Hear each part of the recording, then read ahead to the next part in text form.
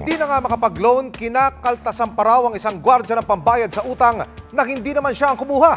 Yan ang idinulog sa amin matapos may iba raw gumamit ng kanyang SSS account. Umaksyon ang inyong Kapuso Action Man.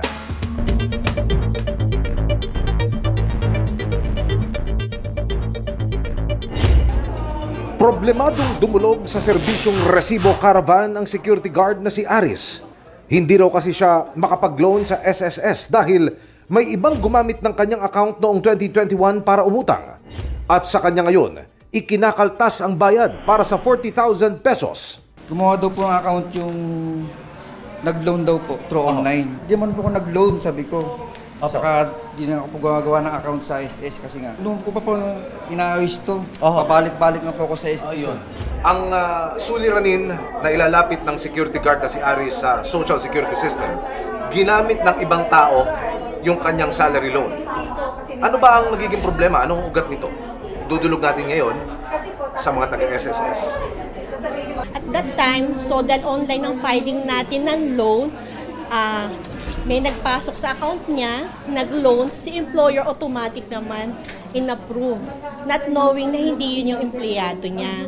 So nung malaman ni Sir nga, dahil nagkakaroon siya ng deduction na sa account niya, sa payslip niya, dun lang siya nagpunta sa SSS para sabihin nga na hindi siya yun.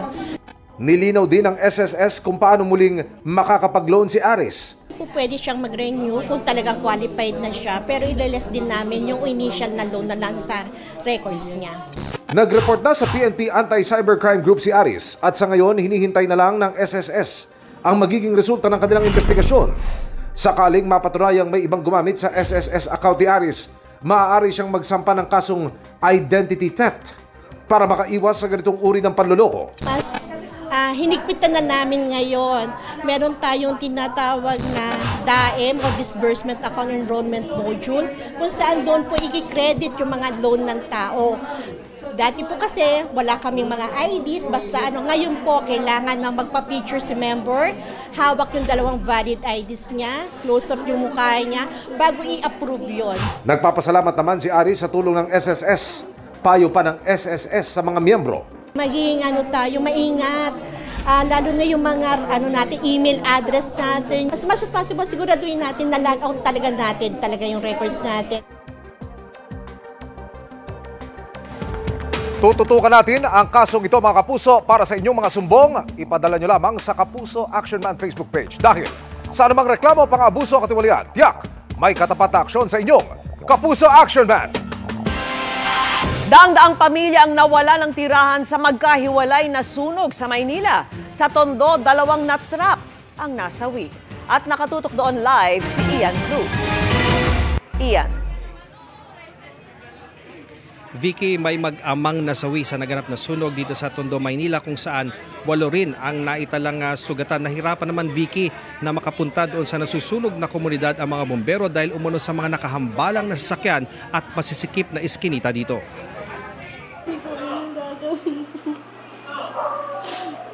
Tatanggapin yun. Halos madurog ang puso ni Aling Mirna Lasaka nang makumpirmang nasawi ang asawa at isang anak na lalaki sa naganap na sunog sa kanilang lugar sa Tondo, Maynila kaninang hapon. Hindi nakalabas ng bahay ang mag-ama sa naganap na sunog. Yung tatay po nakita sa isang kwarto, yung anak po nandun sa malapit sa pinto. Kabila lang namin, Pulyon. Wala pang pumupuntang bumbero, patawag po. Sa kuhang ito, makikitang bahagi nagsisimula pa lamang ang sunog mag-aalas 2 ng hapon. Umabot na ikalawang alarma ang sunog na tumupok sa nasa 30 bahay. Ang mga residente, kanya-kanyang salba ng mga gamit. Ayon sa isang residente, mabilis ang naging pagkalat ng apoy kaya wala na silang naisalbang gamit. Kasi nagtatakbuhan sa taas, akala ko nagkakalabugan na sila. Hindi ko alam na nasunog pala. Paglabas ko po, nakita ko maliwanag, lumiliyab na po yung kuryente. 100 pamilya apektado ng sunog na nakontrol mag-aalas 3 ng hapon at umabot sa second alarm. Nahirapan daw ang mga bombero na mapuntahan ang sunog. Sobrang kitid siya, ang dami pong nakapark doon sa area. Pangalawa, yung mga nakakasalubong mo yung mga bit-bit, may mga gamit na malalaki. Kaya ayun po, medyo natagalan, na-hamper po yung paglatag nila at saka yung pag-respond din nila dahil sa mga parking at saka tao na nakakasalubong. Bandang alas 4:30 tuluyang naapula ang apoy. Pasado alas 9 ng umaga naman nang maganap ang sunog sa barangay 598 Santa Mesa, Manila. Nasa 100 bahay ang natupok sa sunog na nakontrol matapos ang mahigit 2 oras. 4 ang naitalang sugatan sa sunog na umabot sa ikatlong alarma. Apektado ng sunog na sa 300 pamilya. Iniimbestigahan pa ang sanhi ng apoy na nagsimula umano sa gitna ng San Antonio Street. Ganap na 2:51 ng hapon, naapula ang sunog. Wala pa pong tinutukoy na konkretong dahilan na pinagsimula na apoy, pero nagsimula raw po ito sa bahay sa may gitna po ng lugar namin, sa may San Antonio Street. Ngayon ay kausap na mga taga City Social Welfare and Development Office yung mga nasunugan dito sa Barangay 52 sa Tondo, Maynila.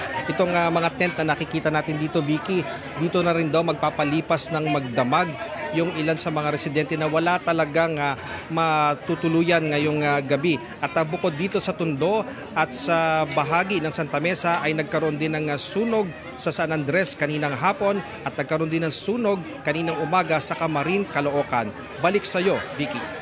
Maraming salamat sa iyo, Ian Cruz. Sa gitna ng umpugan ng Kamara at Senado, muling inihayag ng Pangulo na Senado ang mangunguna sa pag-amyenda ng konstitusyon. Ang Kamara naman umaasa sa mabilis na pag-aproba ng inihain nilang Resolution of Both Houses No. 7 o RBH 7. Yan ang salipuas ng tinutukan ni Tina Panganiban Perez at Mav Gonzalez. I always said the Senate will take the lead. Yan ang sabi ni Pangulong Bongbong Marcos kahapon matapos niyang linawin na Senado pa rin ang mangunguna sa pag-amyenda sa saligang batas. Dapat kaninang 1:00 ng hapon bubuuhin ng Kamara bilang Committee of the Whole para talakayin ang Resolution of Both Houses 7 para sa Economic Charter Change sa pamamagitan ng Constituent Assembly. Inurong ito sa susunod na linggo. Ang dahilan? We have rescheduled the Committee of the Whole hearing to Monday. It is for the reason that we have already been inviting the resource persons and they'll be available on Monday.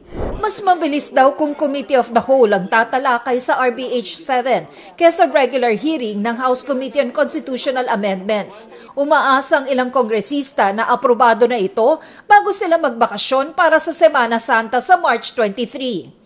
Sabi ng mga kongresista, parehong-pareho ang RBH 7 ng Kamara sa RBH 6 ng Senado. Pero kung magkaiba ang aaprubahan ng Senado at Kamara, handa kaya ang Kamara na sundin na lang ang aaprubahan ng Senado para mailusot na ang tsa-tsa? Anything is possible. If it will expedite things to make things faster because even in previous conversations with the Speaker, masaya na nga kami, even the House leadership and the other members of Congress, masaya na kami sa nangyayari ngayon na pinag-uusapan na to, pinagdedebatehan na to sa Senado. It's a start. Kung si Senate President Juan Miguel Zubiri ang tatanungin, mas maigi raw kung i-adopt na lang ng Kamara ang RBH 6 ng Senado. Pag natapos na, mas magandang i-adopt na lang para walang gulo, walang away, at hindi questionable at hindi na magkakaroon ng uncertainty. Sang-ayon rito si Senador Jinggoy Estrada, lalo't may naaamoy raw siya sa RBH 7 ng Kamara. With the RBH 7 which says that we have to vote jointly. We have to vote separately because the essence of bicameralism will not be enforced if that's the case. Ngayong nagsalita na ang Pangulo, wala na raw talaga ang People's Initiative, sabi ng ilang senador. As far as I'm concerned, the PI is water under the bridge. Para sa GMA Integrated News, Mav Gonzalez, Tina Panganiban Perez, nakatutok 24 oras. Bistado ang modus ng isang babae na nagkunwaring nagbebenta online ng karne pero nakaw na litrato raw pala ang gamit. Arestado siya matapos ireklamo ng mismong customer. Nakatutok si June Veneracion. Walang kaalam-alam ang babaeng ito sa Cavite City na napapalibutan na pala siya ng mga operatiba ng PNP Anti-Cybercrime Group. Nang makatsyempo, saka siya inaresto. Po, dami yung scam, yari ka. Sangkot umano ang suspect sa meat scam o kunwaring pagbebenta online ng karne. Pero ang gamit, mga litrato na kinuha raw sa ibang social media account. Inireklamo siya ng nabiktimang customer na itatago namin sa pangalang Bernard. Nag-search lang ako ng hinahanap ko na karne, tapos may mga comment. Napaniwala niya ako na totoong seller siya kasi yung mga sinesend niya ng picture, totoo naman. Nagbayad daw si Bernard ng mahigit 12,000 pesos para sa 27 kilos ng karne ng baka at 17 kilos ng manok na gagamitin raw sana sa negosyo. Mas mura siya ng konti ng bagya, so mas makaka-discount ako ng konti lang naman, pero yun yan, na-scam na po ako. Gamit ang social media account ng kaibigan, muling nakipag-usap ang biktima sa suspect para sa isa na namang transaksyon. Kumagat daw ang suspect, kaya siya nahuli sa entrapment operation. Inihahanda na ang reklamong kriminal laban sa suspect. Swindling estafa dahil in the first place, meron ng panluloko eh. Sinubukan namin kunin ang panig ng suspect, pero tumanggi siyang sumagot. No comment, ma'am. Ma'am, no comment. Para sa GMA Integrated News, June Veneracion, Nakatutok, 24 Oras. Muntik makaladkad ang isang enforcer na mauwi sa habulan ang paninita nila sa mga motorisang dumadaan sa EDSA busway kahit bawal. Nagkahulihan din ang mga pedicab at e-bike na bawal sa National Highway. Nakatutok si Marisol Abduraman. Imbes na huminto, humarurot pa ang sinitang rider na ito na dumaan sa EDSA busway sa Mandaluyong. Muntik tuloy makaladkad ang MMDA enforcer na humabol. Tuluyan lang itong huminto nang sumaklolo na ang iba pang enforcer. Ba't mo kailangan takbuhan yung mga tao? Gigilid pero nagmamadali ka. Diba? Gigilid, hihinto. Hindi yung tatakbuhan ng enforcer. Hinarang ka na. Ini-endanger mo yung buhay ng mga enforcer. Diba? Sorry po. Meron ding SUV na pinatabi dahil dumaan din sa bus lane. Pero imbes na ibigay agad ang kanyang lisensya, nakipagmatigasan pa nung una. You pass through the busway. You are not allowed inside the busway. I just have something personally in the hospital and I have to go, very emergency, that's it. Sa kabila ng paulit-ulit na paalala ng MMDA na ang busway ay para sa mga bus at sa mga otorisadong sasakyan lamang, marami pa rin daw silang nahuhuling violator. Sa katunayan, sa bahaging ito nga lang ng EDSA Mandaluyong, nasa 20 raw ang kanilang nahuhuli kada oras. Karamihan daw dito mga motorsiklo. Ang lalaking ito, angkas ang kanya mag-ina. Bukod sa maraming karga, wala pang helmet ang bata.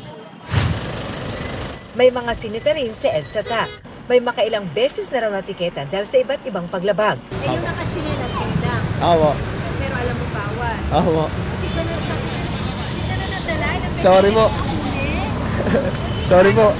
Na-impound rin ang 2 bus na out of line at taxi na nakaparada sa kalsada. Pinaghuhuli rin ang mga pedicab at e-bike na bawal sa National Highway. So nakapasada ka nga. Ganyan pa ngayon po. Pero diyan nagbabayad ng tao-tao. Doon sa ano lang. Pero alam niyo pong bawal. Kaya kailangan kumita eh. Kayo nananakbo, ano pong hinahabol mo? Yung e-bike ko po. Yung e-bike ko sa sinakantay. Bakit nandito lang po sa cellphone? Yung driver ko po kasi nag-iwan. Alam daw ng MMDA na pabalik-balik at paulit-ulit lang ang mga pasaway at matitigas ang ulo ng mga driver. Kaya tuloy raw ang kanilang pakikipagtulungan sa mga LGU. Consistency will be the key dahil pag napansin at naramdaman ng ating mga kababayan, lalong-lalo po ang mga motorista, masasanay po sila eh. Para sa GMA Integrated News, Marisol Abduraman. Nakatuto, 24 Oras.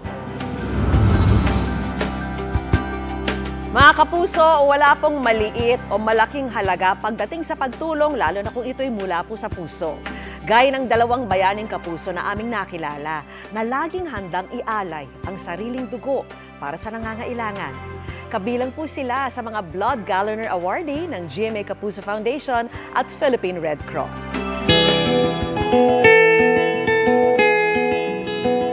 Simula raw ng masaksihan ni Jonathan na marami ang nangangailangan ng dugo sa mga ospital, naging panatanan niya ang makiisa sa mga blood donation drive. 17 beses na nga siyang nakapag-donate ng dugo.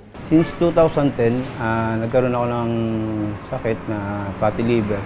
Then nga po sa hospital ako, marami akong nakitang nangangailangan dugo. Para ang naging daan nun, kaya ako nag-umpisa yung GMA Kapuso. Gaya ni Jonathan, advokasya na rin ni Marlon ang tumulong sa kapwa nang makita raw niya ang dami ng leukemia patients sa ospital na kailangan masalinan ng dugo. Para magkaroon din ng kahit papaano, may sense din or makabuluhan yung pananatili ko dito sa mundo, kahit papaano, gusto ko tumulong. And kahit hindi siya financial, which is yung sa dugo ko.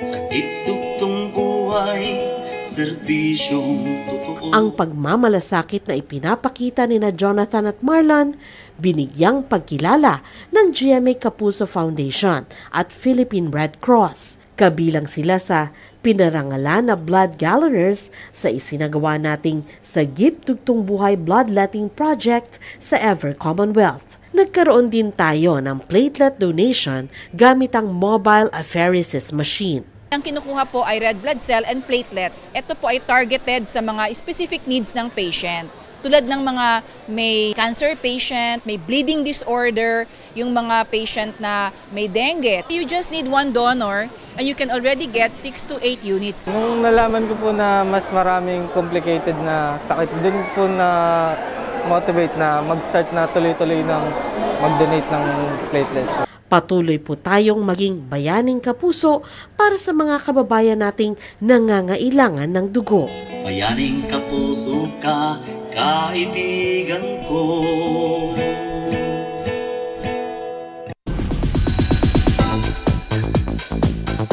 Tulad sa kanyang bagong series, gusto ding i-pursue ni Joe Berry ang pagiging abogado in real life. May kurot sa puso ang Aniyay dream that she shares with her late dad. Bakit kaya? Makichika kay Aubrey Carampel.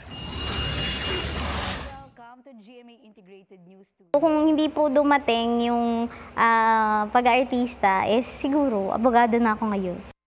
Yan ang ni-reveal ni Joe Berry sa pag-upo niya sa GMA Integrated News Interviews. Kaya dream come true raw ang pagganap niya bilang abogado sa upcoming Kapuso Afternoon Prime series na Lilet Matias, Attorney at Law. Pinaghandaan daw talagang mabuti ni Joe ang kanyang karakter. Nag-immersion at nag-observe sa loob ng courtroom. Nanood din daw siya ng mga legal drama. Ngayon talaga puspusan yung pag-aaral when it comes to lines kasi syempre dapat tama. Marami din akong natututunan. At the same time kasi ever since nung bata ako, pangarap ko po talaga maging lawyer. So ngayon feeling ko nabigyan ako ng chance na i-role play muna siya. Ang pangarap niyang ito, soon ay tutuparin daw niya para sa yumaong ama. It's a dream na sinishare ko with my papa. Mula bata ko yun, parang yun yung gusto niya rin for me. Nung bata daw siya, gusto niya din maging abogado. Tapos nung ako, habang tumatanda ako, naisip ko na, gusto ko din maging abogado. Gusto ko na nakakatulong ako sa iba. And gusto ko rin kasi talaga makagawa ng kahit maliit na difference po when it comes to people with dwarfism and people with disability. 2021 nang magkakasunod na pumanaw ang ama ni Joe, pati na ang kanyang kuya at lolo dahil sa COVID. Nung birthday nga raw niya nito lang February 9, ang ikatlong taong nagdiwang siya na wala ang ibang miyembro ng pamilya. Mahirap daw pero gaya ng karakter niyang si Attorney Lilet na hindi basta-basta sumusuko sa mga hamon ng buhay. I pray I hope po talaga na proud sila kasi yun po yung last na sinabi ni Papa sa akin na ituloy ko lang yung laro ko kasi alam niya na kung gaano ako naging masaya dito po sa craft ko ngayon. Habang hindi pa raw siya abogado, ginagamit naman daw ni Joe ang pagiging artista para makapagbigay ng inspirasyon sa tulad niyang may dwarfism. Grateful po ako of course sa GMA kasi kung di naman nila ako binigyan ng chance nung umpisa, hindi naman po hahaba ng ganito. And up until now, very proud po ako na alam ko naman na yung representation na nagagawa ko ngayon is malaking tulong sa mga may dwarfism. At mensahe raw niya sa mga taong tulad niya na may mga gustong tuparin na pangarap. Trust yourself. Yun talaga yung number one. Kasi kapag wala kang tiwala sa sarili mo, hindi mo ma-achieve ang kahit na ano. And of course, lagi nyo rin pong tatandaan na lahat naman tayo may pagsubok na pinagdadaanan. So gamitin nyo po yan na fuel to strive to be the better version of yourself. Call the case. Gagawin ko. Mapapanood na ang Lilet Matias, Attorney at Law sa March 4 sa GMA Afternoon Prime. Aubrey Carampel, updated sa Showbiz Happening.